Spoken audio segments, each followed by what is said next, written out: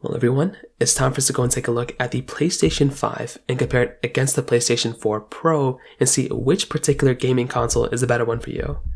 Now, the thing I would definitely tell you in this particular situation is that PlayStation 5 or the PlayStation 4 Pro, they are very, very different consoles when it comes down to it. Something like the PlayStation 5 is a very, very good console. It's one of the best ones you can buy right now, but the PlayStation 4 Pro is a console that came out many years ago. There's not really too many reasons why the PlayStation 4 Pro is a better console than the PlayStation 5, but to get started, the first main advantage I would say that the PlayStation 4 Pros has over the PlayStation 5 probably comes down to the price tag. The PlayStation 4 Pro you can probably buy in a lot of places for around $200, maybe even less than that depending on where you look, and that really isn't like a crazy amount of money to spend on a PC, on a computer like this. I was about to say PC, on a gaming console like this. It really isn't too expensive, and I think that is a really big advantage for buying something like the PlayStation 4 Pro. The availability and the cheapness of it is something that's really, really nice. Even from a performance perspective, like you're still getting fairly decent performance from something like a PlayStation 4 Pro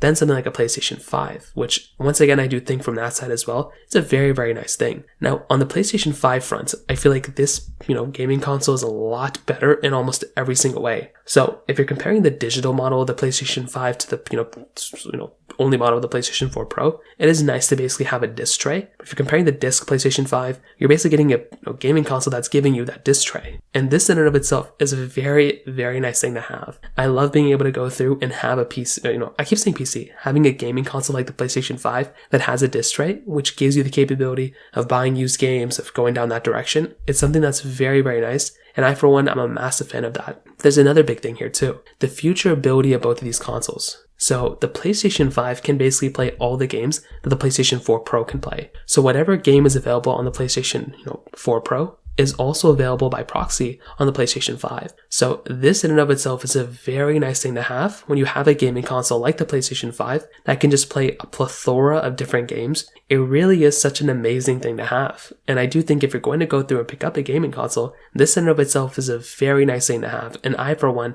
I am a massive fan of it for sure. I guess the PlayStation 4 Pro, the main advantage you have of this is that you can buy a lot of PlayStation 4 specific games that are very cheap and play them on that type of console. So that could be an advantage for some people. But like I said, for a lot of people, it probably isn't the biggest deal in the world either, because you're still getting a very good console on that thing. That really isn't going to be the biggest deal in the world per se. So I think from that side, that's another thing to keep in mind. I also want to hit on the controllers here, because these controllers are fairly different. I liked the PlayStation 4 controllers, right? I liked them. I did not love them. Like if I had to go and pick up a controller and use it on an everyday basis, I don't want to say I probably wouldn't use a PlayStation 4 controller as my everyday controller at that moment. However, on a PlayStation 5 controller, this is my go-to controller whenever I want to go ahead and basically play a PlayStation, whenever I want to play a game, even on my PC. I'm usually picking up my PlayStation 5 controller and playing and using that controller instead of using my PS4, Xbox, Series X or S or, Nintendo Switch Pro controller. My PlayStation 5 controller is one of my most favorite things out there, and I'm definitely going to use that and pick up that type of,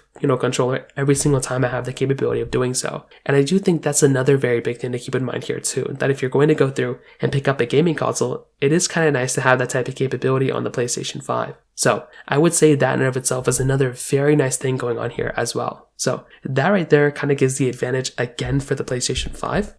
Now, I think really the main advantage, like I said before, on the PlayStation 4 Pro, besides maybe the capability of the console, being more available and things like that, is that maybe it is a slightly smaller console. So it could be kind of nice if you want to go and have a smaller console around, you can kind of plug it in, play it maybe a little bit better if that's something that's big to you. But I would probably say for the most part, as you probably could tell, I do think going down the direction of buying something like a PlayStation 5 is a way better idea for the average person. That console is going to be giving you a better longevity. It's going to be giving you a longer lasting device. And I do think that's kind of the one that I look at and kind of recommend the average person to go ahead and buy. I do think that is the console. I think that's the one I'd recommend people to get. But I think the PlayStation 4 Pro is still okay. There's still a lot of games available for it. It's still cheap. It's still available. But like I said, I think the PlayStation 5 makes a lot more sense to go and pick up for the most part. So from that side, that kind of covers it up there. If you have any other thoughts or questions, let me know in the comment section below. Hit the like button, that would mean so much, but definitely hit that subscribe button. More importantly than everything else, I love every single one of you guys. Hopefully I'll catch you guys in the next video.